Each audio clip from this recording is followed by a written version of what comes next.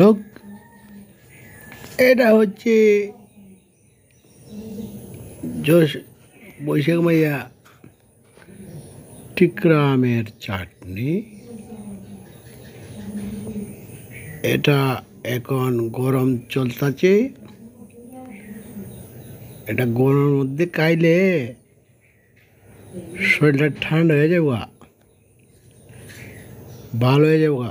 গরম একটু কমবো। আমের চাটনি, এই যে এটা বসে গিয়া টিকরা আমের চাটনি, এটা খেতে পারেন। এতে শরীরটাও ভালো থাকবে, পিঠ বেদনা কমবে, অনেক বেমার আজারও কমবে। এগুলো আমের চাটনি খুবই ভালো, খেতে খুবই সুস্বাদু। এটা একটু মরিচ, কাঁচামরিচ এবং কিছু রসুন দিয়ে এই পিষে টিষে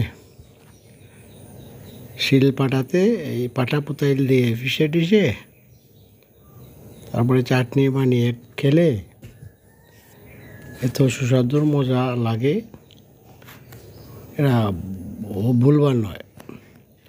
খুবই delicious mango pickle. It is mango pickle,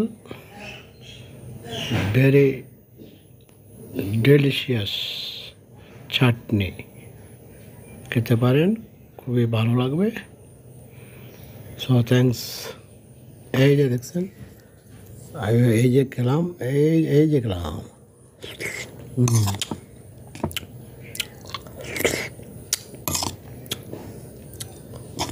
এই যে মরিচ,